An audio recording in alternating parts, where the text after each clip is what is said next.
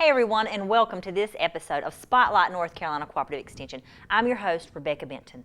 North Carolina Cooperative Extension is comprised of two land-grant universities, NC State University and NC State University. Now today I have special guest Chef Latour with us. Chef Latour, thank you so much for being with us today. Thanks for having me back, Rebecca. You really enjoy it. Now tell our audience, just remind them a little bit about your program, what you do. You know, Okay. You're one of our great partners with Extension and different programs with 4-H and FNEP. So tell us about your specific program. So our organization is called Healthy Families, Healthy Futures. We're a statewide organization. We're based out of Brunswick County, but we go all over the state of North Carolina to teach healthy cooking, nutrition, meal planning, all that sort of thing. So we're here to do that. We have partnered with various extensions and 4-H's across the Cape Fear, and we're in Charlotte, we're in Raleigh, wherever anybody needs a chef to come do things like this, we'll show up and do it. And now, do y'all have a charge for when y'all go do things? Typically not. We like to partner with other organizations that my time is just my time, so I don't worry about that. But you know, if organizations want to make a contribution to the program so that we can offset the cost of food, inflation being what it is these days, groceries have done got real expensive. Yes, sir. So we look for that, but it's not necessary. You know, we'll always help anybody that needs it. We typically work in communities of need. Those folks are usually getting some kind of benefit. Whether that's food pantry or EBT or what have you. And we just want to make sure that they understand that they matter and that we can help them make that food really, really good. Yeah, and that is an awesome mission there. And, you know, that's one of the things we gear to with FNEP and in 4-H is working with those limited resource families that we can provide things and opportunities that they don't normally have. So Exactly. That is awesome. So what are we making today? All right, so today we're going to do something really traditional and then something that's a little bit different. We're going to make some deviled eggs. I'm going to show you guys how I make them, and then I think everybody has a recipe for deviled eggs. You know, Grandma had them, my mother made them, my wife makes them, I make them, so they're always there to do. So I've already boiled my eggs. The way I boil eggs is I get a big pot, put my raw eggs in there cold, and fill it up with water just over the top, set it to boil. Let it boil about 10 minutes, and then I just turn the fire off. Okay. And just let them sit. A lot of people put a lid on it. That's fine. You can do that. Or because I was going to use these the next day, so I just let them cool down. I just put pot and all in the refrigerator. They peel really nice that way, and when they're cold, and then we rinse them off, make sure we get all the shells and stuff off of them. Cut them in half, and we're going to make some eggs. Okay. All right. So the first thing we're going to do, we've already sliced our eggs and got our yolks, so we're just going to put these in a bowl. I'm going to mash them up, and we're going to add to that about not quite a quarter cup of mayonnaise. This is light mayonnaise. Okay. A little more healthier than other mayonnaise. Yeah, not quite as much fat in it. Not as much fat. A little heart healthy-ish. A little bit. They make avocado mayonnaise, so if you want some additional extra fat, you can do that. All kinds of varieties of mayonnaise. Use what you like. There's always an argument between certain brands, but you know, use what you like. Then we're just going to add some sweet pickle relish. Very traditional. What I do is I take my relish and I just spoon it out onto a paper towel, and then just squeeze the liquid out of it as much as possible, and then I add a little bit of that back. Okay. That way, your eggs aren't super moist. Yeah. Or sloppy. Yeah, that's a good idea. I've never thought about that. Which in our traditional recipe at home, I never put pickles in it because nobody eats pickles but me. So. Really?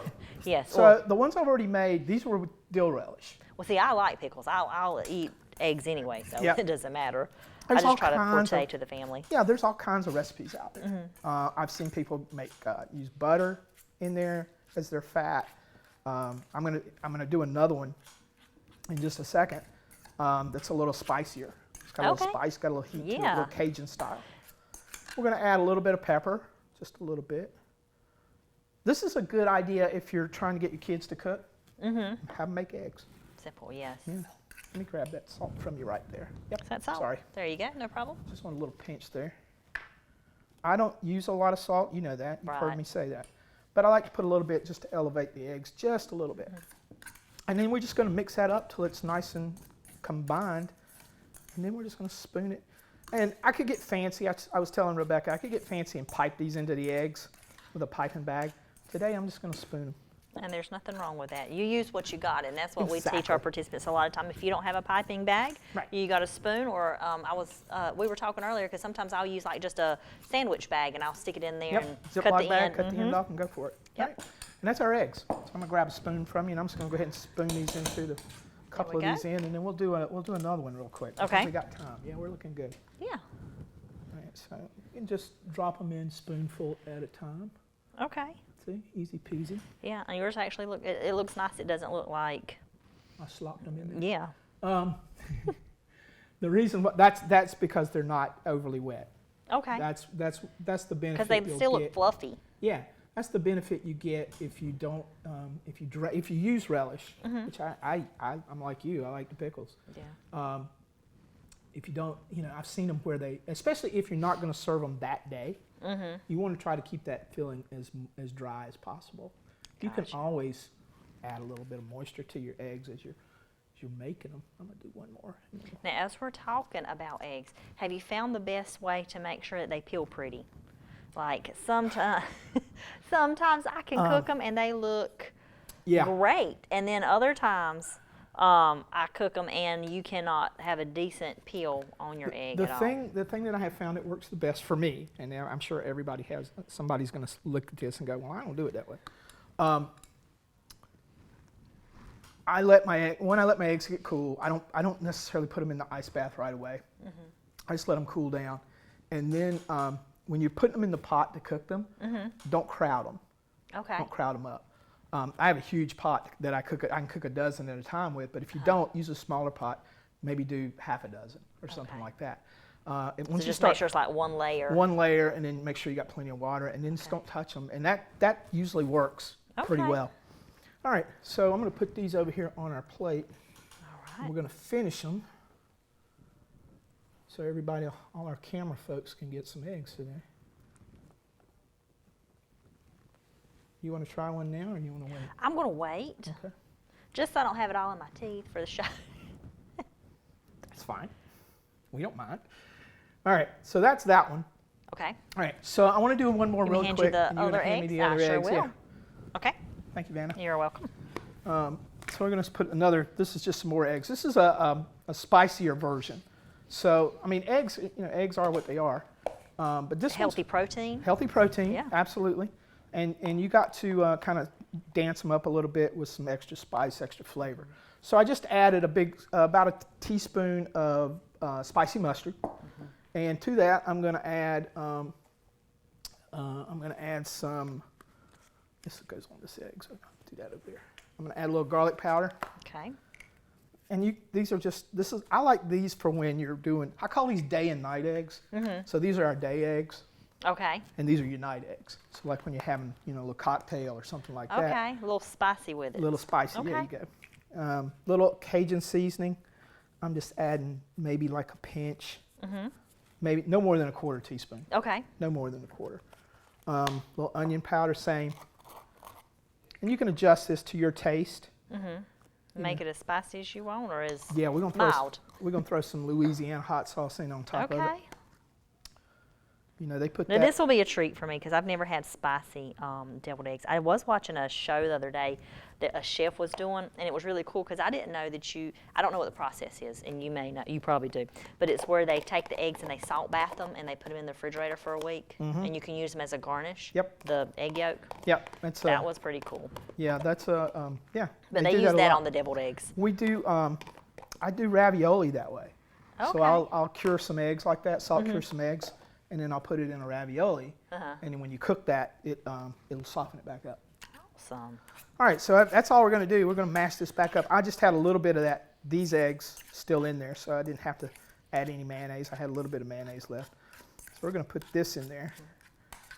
Oh yeah, we're going to put the rest of the relish in there because you like the sweet. You like sweet or dill? I usually like sweet. Good for you. Me too. All right, we're done with that. Again, easy peasy, done. This is really good for like a barbecue. If you're cooking out and you want something just a little bit different, and you can adjust the spice to whatever you want to put it to. Okay. Like I said, these are my night eggs. When we do nighttime events, I usually put some of these out. Okay. I'm with excited some to try those. with some little pickles and stuff on a board like that. Because charcuterie gets a little boring after a while. Yeah.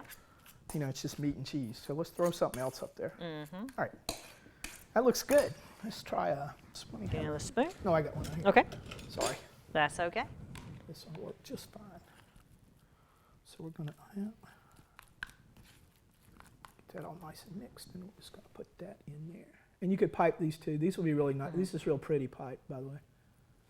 If you don't pipe, But it that's still okay. looks nice and fluffy. It doesn't look like it was over runny or Yep. crammed in there or anything like that. They look really nice. Yeah, it's because it's like I said, you can add more liquid to it, but you can never take it out. That's true. And so we're gonna do that, and we'll do one more. All right, and these are our spicy eggs. I'm gonna hit this with a little smoked paprika. And a I little- found that I liked smoked paprika. Do I you? had never tried it, and I tried it on some garbanzo bean tacos the other day. It was pretty good. Good deal. All right, so we're just gonna hit that a little pinch.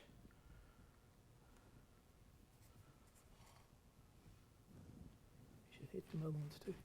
And then I got a little bit of dill that I'm gonna put. It'll just make it look a little fancier. Oh yeah, we fancy like that, Rebecca. I love it. Get it off my glove. And then you can serve these at the party. Eggs are, Oh yeah. I mean, now, of course, they're more expensive than they used to be, but they're still a fairly good amount for a decent price. Find a friend with a chicken. Oh, that's true, too. Yeah, you guys probably got people out here growing eggs right and left. We do. We do. Yeah. All right, so there. All right. All right, deal. Perfect. All right, so we're going to switch spots, and you're Yep. going to show us the next recipe. All right. So what is the next recipe? Okay, so the next recipe is an avocado chocolate mousse. Okay, this is one of these things that you wake up in the middle of the night and figure out how to make this happen. Okay. So you want to start with an avocado. And you want the kind that are squishy. Okay, so they're overripe, or what I would say overripe. Like I Yeah, wouldn't want to. not guacamole. I wouldn't cut that up for like me to put on the side of my plate. I would. I'm really hoping this one isn't gone over the top. I cut my avocados this way. Just twirl it around the knife. Pop that open. Look at that. Okay. Nice. That's nice. Yep. So it's probably one more day and it wouldn't be. All right. And then we're just going to scoop two. We're just going to do one. Okay. The recipe has two, but we'll just do one. Okay. That's plenty. So we're just going to dump an avocado in here. Avocado, healthy fat, True. right? Right. You do not taste the avocado in this. It makes a really rich. Yeah. Uh, I can tell y'all I've already actually tried this earlier, and it was amazing. So, and I could not. Now I love avocado, but I could not taste the avocado at all. Especially if It you get tastes one like right. a If you get one like thick this, you'll pudding. never know what's in there. All right, and then we'll do that. We'll get that guy in there. And then we'll add a little bit. This wasn't in the one you tasted, but I'm going to add just a little bit of peanut butter to it. Okay. Kind of give it that Reese vibe. Okay. Just a little bit. Doesn't take much. And also, it kind of helps it bind it together. We're going to use a 1/4 cup of cocoa, dark cocoa. Okay. How we doing? 1/4 cup of dark cocoa. Some vanilla. About a 1/2 teaspoon. And it is pretty good. I see you're measuring with your heart, but it's probably not really with your heart because you know about how much everything is. Yeah, I mean, profession you've I done. could measure. I mean, I try to tell you what, that was like about a 1/2 teaspoon. Yeah. We use about a 1/4 cup of chocolate milk, and this could be chocolate milk of your choice. It's Okay. almond milk or regular milk. So you or could use lactose free if you needed or yeah, whatever. yeah. Okay. Yeah. And then lastly, we're going to add about a 1/4 cup of melted chocolate chips. Just going to throw that. And you right in double broiled those. Yep, I cooked that in a double boiler while we were making the eggs, and it's nice and melted. Try to use the the semi-sweet Okay. chocolate chips, but you can use any kind. Absolutely. And then we're going to throw the top on it, and that's it. We're done. We're going to have this ready to go in just a second. Wow. That was super fast. You want to get that all done?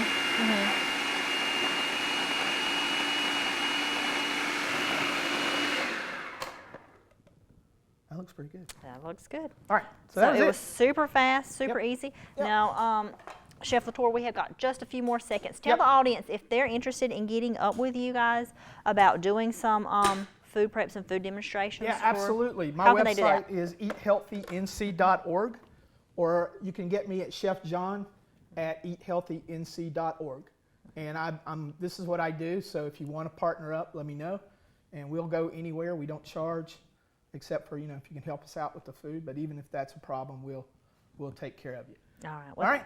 Perfect. Thank you so much for being with us on this episode. You're very welcome. Audience, thank you for being with us on this episode of Spotlight North Carolina Cooperative Extension. We look forward to seeing you in the next one.